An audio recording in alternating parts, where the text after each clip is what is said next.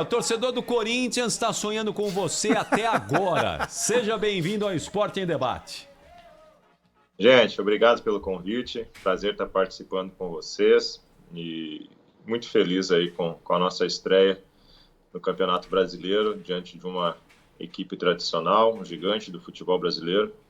Acho que mostra um pouco da nossa força, um pouco do trabalho que a gente vem conseguindo desenvolver aqui no Atlético Goianiense, não só esse ano, mas que já vem sido desenvolvido, já vem sido planejado e pensado e consolidado há um tempo já. Bom, nós estamos falando aqui das duas defesas no pênalti, mas o Fernando Miguel também fez duas belíssimas defesas no primeiro tempo, não é? Sim. Já havia impedido o Corinthians e abriu o placar. Chute do Ramiro no de primeiro primeira tempo. e o chute do Piton. Também, Exatamente, duas grandes defesas. Aliás, o Corinthians nunca tinha chutado tanto como chutou no jogo. É verdade. Fazia tempo que não chutava. E foi sobrar logo pra você, né, Fernando Miguel? Mas você tá lá pra isso e garantiu bem aí a vitória do Atlético Goianiense.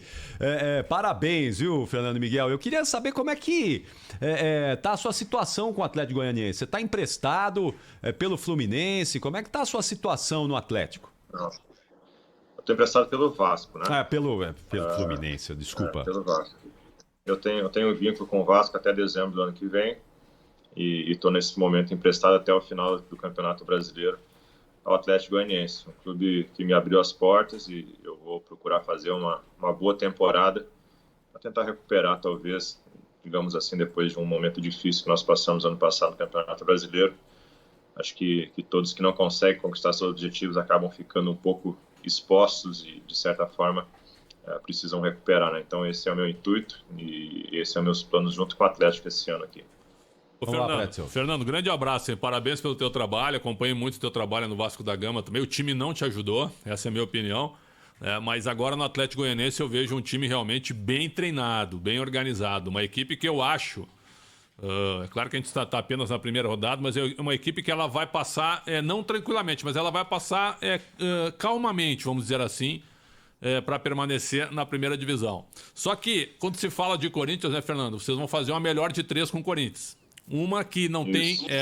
O jogo de ontem não tem relação com os dois próximos, mas é uma melhor de 3 porque é um intervalo aí de 10 dias. Aí eu te pergunto, o Atlético está preocupado com a reação corintiana nos 2 próximos jogos? Porque para qualquer equipe não é fácil ganhar 2 vezes do Corinthians na casa corintiana, né, Fernando? Não sei se você concorda.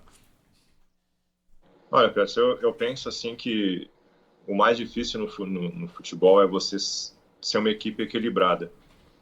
E talvez a gente acaba não ficando tão em evidência para vocês no início da temporada, mas acho que nós temos sido uma equipe equilibrada durante todo o ano. Nós fizemos uma Copa Sul-Americana de um bom nível técnico, a nossa equipe se apresentou de uma maneira muito boa,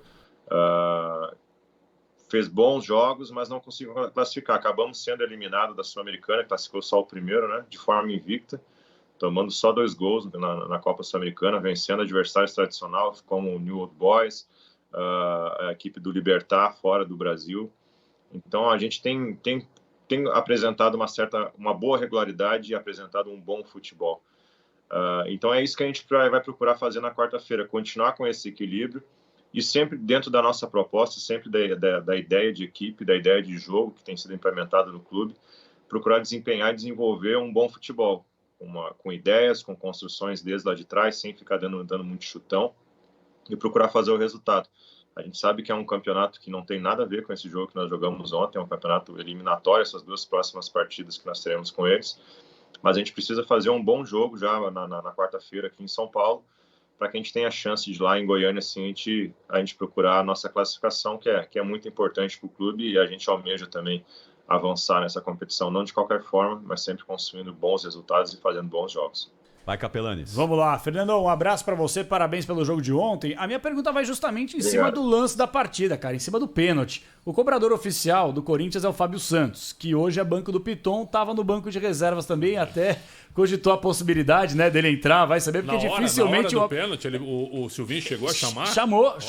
Eu até cheguei a registrar. Sim, ele veio correndo pro banco, aí eu falei, será que vai entrar o cobrador oficial? E dificilmente ele perde pênalti, né? Ele errou um pênalti só na primeira passagem ainda com a camisa do Corinthians, se eu não estou equivocado, contra o Fluminense. Mas a minha pergunta foi o Matheus Vital cobrar porque o Luan, de fato, tem um histórico muito ruim e recentemente perdeu algumas oportunidades. Com o Matheus Vital, ele como nunca praticamente bate penalidades, foi na intuição ou teve algum tipo de estudo em relação ao Matheus Vital ontem, Fernando? Não, de fato, nós tínhamos análise do Fábio, nós tínhamos análise do Jô, do Luan, do Fagner também, tem bastante cobranças em momentos importantes na carreira dele, junto com o Corinthians, mas o Vital não.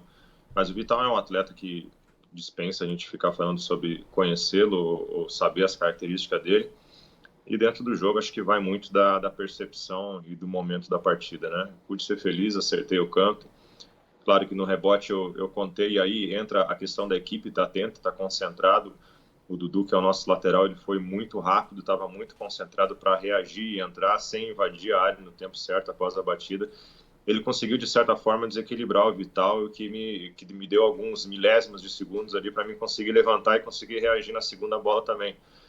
Então, eu fico feliz com as defesas, mas também existe um trabalho em conjunto da equipe estar atenta para reagir e me dar o suporte e me ajudar naquele momento ali. Ô Fernando, você tá num time aí que tem uma estrutura e é um time que eu acho que dificilmente vai lutar contra o rebaixamento. O Atlético Goianiense é um time para ficar ali no meio da tabela, posição intermediária. Pode até repetir a campanha de 20, né? Acho que sim, não é? Tem condições para isso.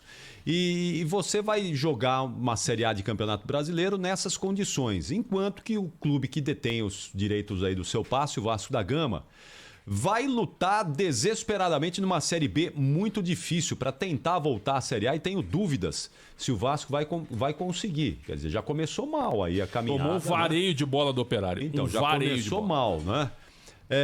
Você fez a escolha certa aí ao ir para o Atlético Goianiense? Quer dizer, do ponto de vista esportivo, foi a escolha acertada para você nessa temporada?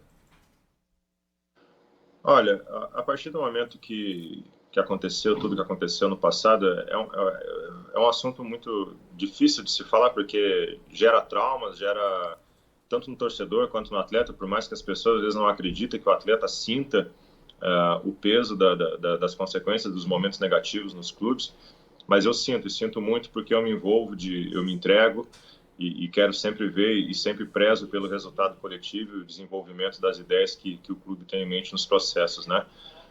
Preciso destacar, antes de responder, que foi uma saída construída por todo o desgaste que se causou ao longo da última temporada. Infelizmente, quando as coisas elas acontecem dessa forma, aqueles que têm um papel de influência, de liderança, eles acabam ficando expostos, e acho que é um processo natural do futebol. Então, não me arrependo de ter me envolvido, de ter me entregado e ter me exposto, até de certa forma de maneira desnecessária, mas eu faço isso de coração. A partir do momento que se construiu a saída e o nome ele foi inserido no mercado, começaram a pintar as oportunidades, os clubes que teriam interesse, e o Atlético Goianiense já chamou a atenção, acredito, de todos, desde o ano passado, e é quando você se aprofunda, quando você conversa com o presidente e com as pessoas que estão envolvidas no processo, aquele que tem ideia de crescer, aquele que tem planos para desenvolver e se recolocar no cenário nacional e crescer junto com a equipe, acho que foi a equipe que mais me demonstrou isso e mais me atraiu. Então, fico feliz, eu me sinto honrado por ter sido escolhido para vir para cá. Eu agradeço o esforço do presidente Adson aí para me trazer para junto da equipe. E espero, junto com o Atlético Goianiense, o clube ele tem um plano de se consolidar na primeira divisão e fazer mais e, de uma certa forma, melhor do que foi feito até aqui, né? Então, todos trabalham nesse sentido. O clube oferece uma estrutura muito boa para nós desenvolvermos no nosso dia a dia. Então, não é, para a gente que está envolvido nesse processo, para aqueles que acompanham um pouco mais de perto, não é novidade e nem surpresa. Claro que a gente precisa não ser uma equipe muito oscilante dentro da competição, né? Que a gente consiga ser uma equipe estável, uma equipe regular e com ideias bem claras e definidas em termos de estilo de jogo. Então, começamos com o pé direito, chegamos pela Copa Sul-Americana bem, então a gente precisa seguir nesse rumo no Campeonato Brasileiro aí. E uma pena que não tenha passado na Sul-Americana, porque teve chance, né, para ganhar do Libertad e não conseguiu ganhar. O Atlético revelou na década de 80, Capelanes, Baltazar, o artilheiro de Deus, né, que jogou no Grêmio, no Flamengo, no Palmeiras, na seleção brasileira. Década de 80? Isso. Atlético... Finalzinho de 70, não foi? Perdão, finalzinho de 70, desculpa, na década de 70, finalzinho de 70, revelou Baltazar e revelou o meia Gilberto, que jogou no Fluminense e no América também, jogava muita bola. Agora, o Fernando, você falou aí, eu até brinco, a gente costuma dizer aqui, o mês no Vasco e no Botafogo estava com 80 dias, né, Capri? O Atlético Goianiense tem 30 dias, é o que parece, pelo menos. E isso hoje não adianta, não tem camisa que sustente hoje. Por isso que tem muito jogador que de repente vai para um clube mais estruturado, que não tenha tanta tradição, mas que paga regiamente e em dia também, né? Sim. O Fernando, a saída do Jorginho de uma hora para outra nos surpreendeu. A gente estava num sábado à tarde aqui fazendo o programa e daqui a pouco o Atlético divulgou uma nota que o Jorginho tinha pedido para sair.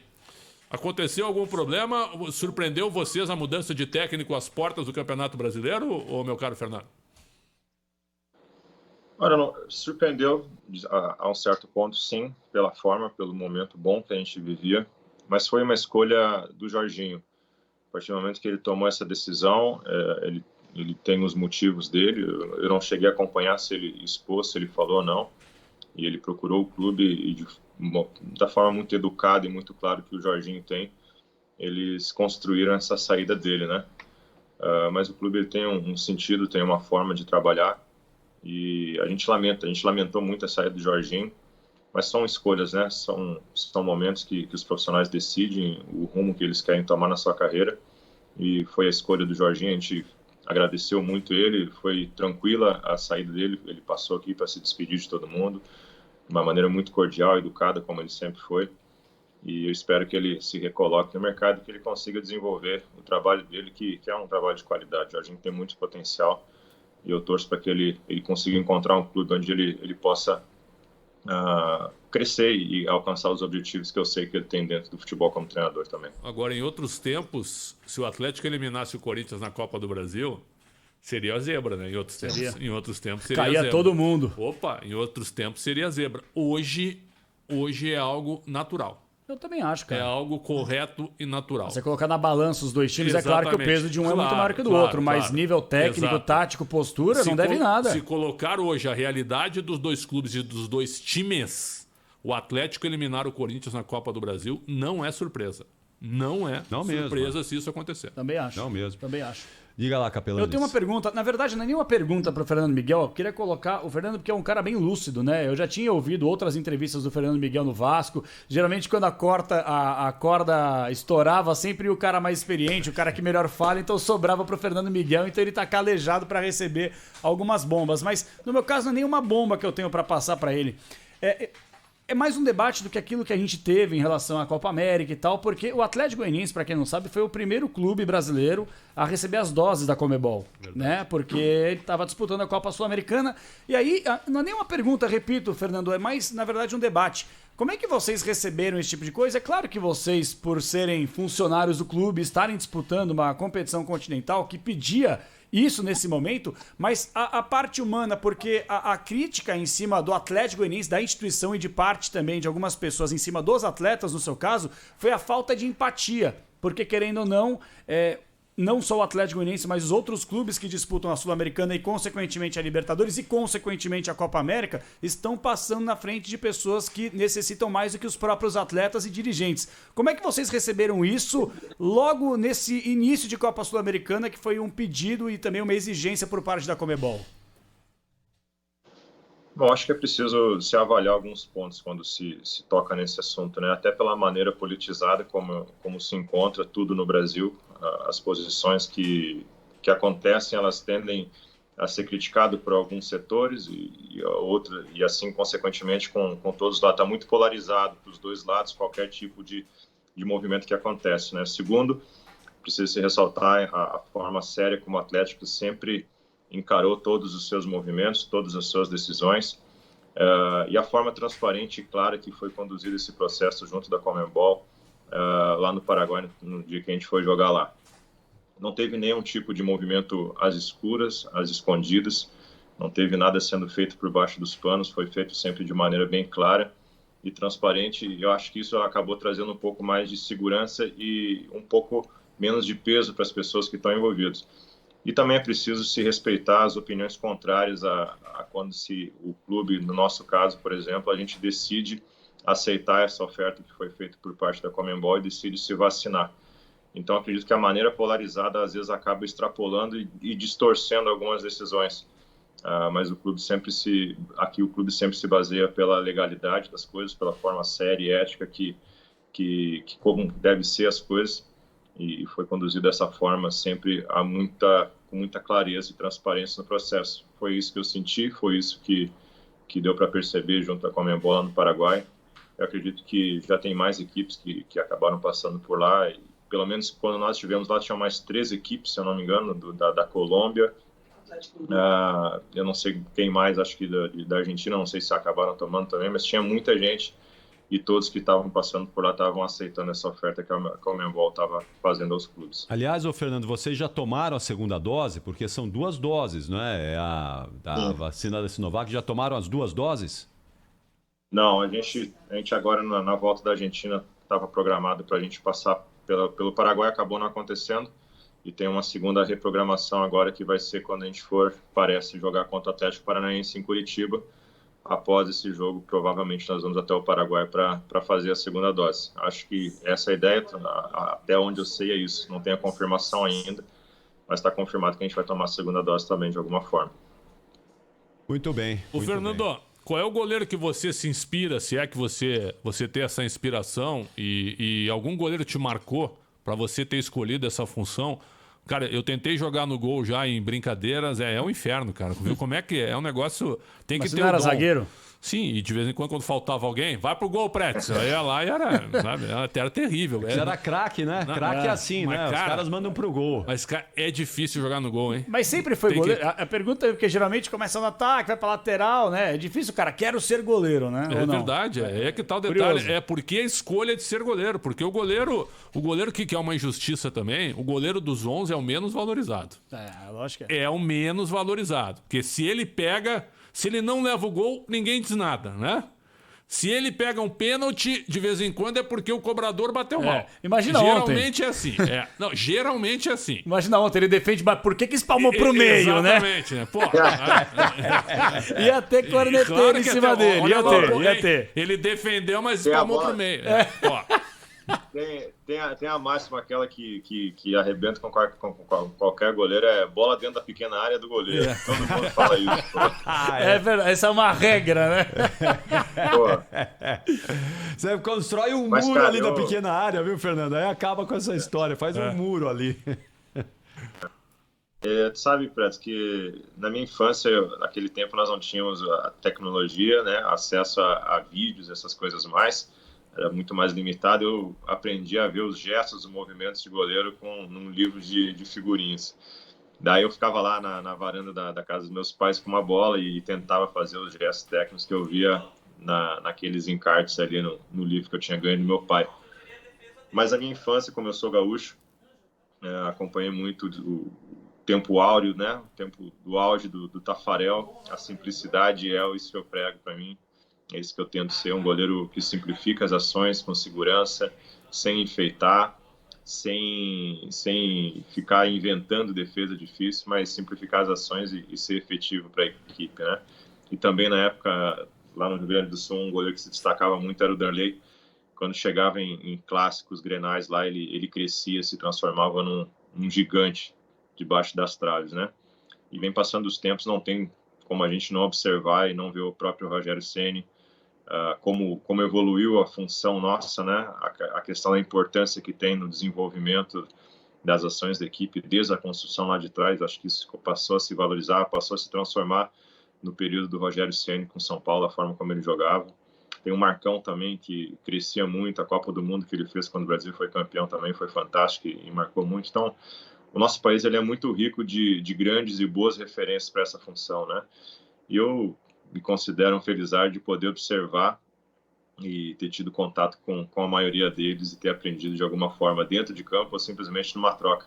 Tempos atrás eu estava aqui em São Paulo, acabei tendo um encontro com o Zete, foi poder sentar com um cara desse e absorver um pouco da experiência que ele passou dentro de campo e a carreira vitoriosa que ele teve, e como ele vê a vida e como ele vê o esporte, o futebol, é muito enriquecedor para mim. Que legal. Eu te dei 8 ontem no jogo, viu? Você foi o melhor em campo para nossa equipe, mas só porque você é gaúcho e meu conterrâneo, vai levar um 10 hoje, viu? Que entrevista, hein? Que entrevista. Você é gaúcho de onde, Fernando Miguel? Que entrevista, hein? Eu sou gaúcho de Venâncio Aires. Olha só, rapaz. Terra do Guarani. Terra do futsal, hein? E o gaúcho... Terra o da Pretzel... Sueva, terra do Guarani. Isso. O Pretzel é um gaúcho de Araque, viu, Fernando Miguel? Porque ele não gosta de churrasco, não gosta de chimarrão, verdade. Não gosta de ficar piochado. Ele é um gaúcho Mas eu tenho uma pergunta. de Araque. O cara pega pênalti, pega umas 3, 4 bolas quase impossíveis e ele recebe 8 do comentarista? O que ele tem que fazer pra tirar 10, hein, Fernando Miguel? Gol de falta. Não, só pra vai ter que fazer gol. Agora você tem que fazer gol também, viu, Fernando Miguel? Pra tirar 10 tem que fazer gol. Eu sou um pouco exigente, por isso. Um pouco? Mas assim, ó, mas ele foi o melhor. A gente deu a taça, o troféu de melhor em campo pra ele ontem. Verdade. Claro. Mas no final das contas, o importante é vencer o jogo. Isso. Não adiantaria fazer nada daquilo ali se tivesse dado ruim pra gente. Então, É verdade. eu vou sempre ficar muito mais satisfeito pelo resultado final coletivo da equipe ser os 3 pontos e a gente alcançar o objetivo maior, que é a vitória. E a questão do desempenho de cada um é consequência de um coletivo forte aqui da nossa equipe. É isso que a gente tem pregado, é isso que a gente tem construído. E é isso que a gente vai fazer. Para ficar em evidência, para poder ser valorizado e ser reconhecido, a gente sabe que precisa vencer as grandes equipes. Então, é isso que a gente tem incutido, é isso que a gente tem buscado e é isso que a gente vai procurar fazer de uma maneira bastante equilibrada e com bom futebol que possa nos colocar em evidência e deixar o nosso torcedor e o nosso clube satisfeito e orgulhoso com essa caminhada e essa construção que tem sido feita até aqui. Eu fiz 6 jogos no estádio Edmundo Faix, em Venâncio Aires, quando o Grêmio e Inter foram jogar lá. Estádio Edmundo Faix, Guarani de Venâncio. Que ano? No meu início de carreira. Quem jogou no Guarani, né, Fernando? Foi Mano Menezes, zagueiro Mano. Isso. Era o zagueiro Mano. Mano Menezes ele foi meu primeiro treinador profissional no Guarani de Venâncio. Ele que me deu a primeira oportunidade lá. Eu fiz o meu primeiro jogo com 18 anos de idade. Foi um batismo de fogo. Jogar o gauchão com 18 anos naquela época não era nada fácil. Mas eu tive bons professores lá e tinha bons profissionais. Um dos zagueiros era o Bolívar na época, que hoje é treinador também.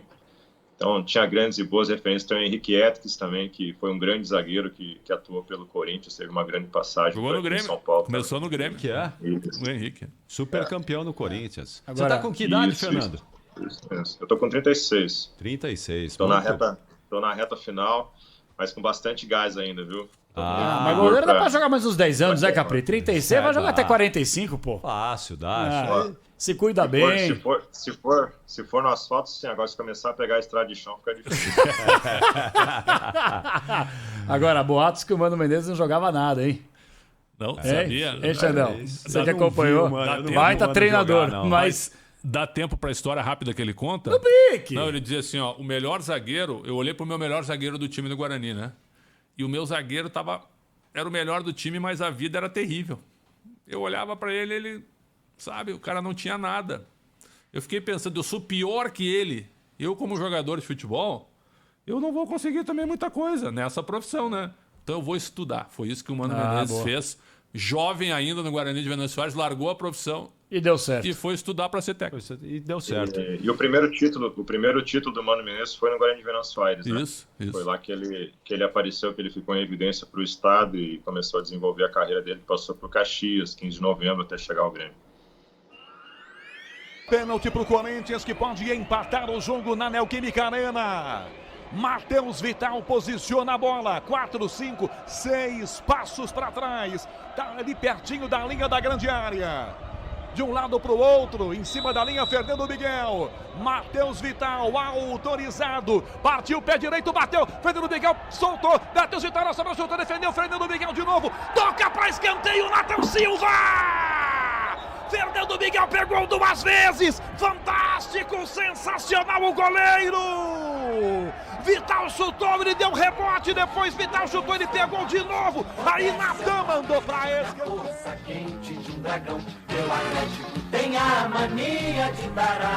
Valeu, Fernando Miguel. Muito bom o papo, ótima conversa. Muito obrigado por nos atender aqui. Parabéns, sucesso na temporada aí no Atlético Goianiense. Bom jogo aí, agora em São Paulo. Vocês não saem mais em São Paulo, né? Agora é só jogo em São Paulo. Bom jogo aí contra o Tricolor, contra o Corinthians. E até a próxima, viu? Valeu. Um abraço para vocês. É um prazer estar participando. Conversa muito boa, alto nível com vocês aí. Sucesso e uma boa temporada para todos aí. Que beleza. Valeu. Obrigado. Grande entrevista. É bom conversar com jogadores.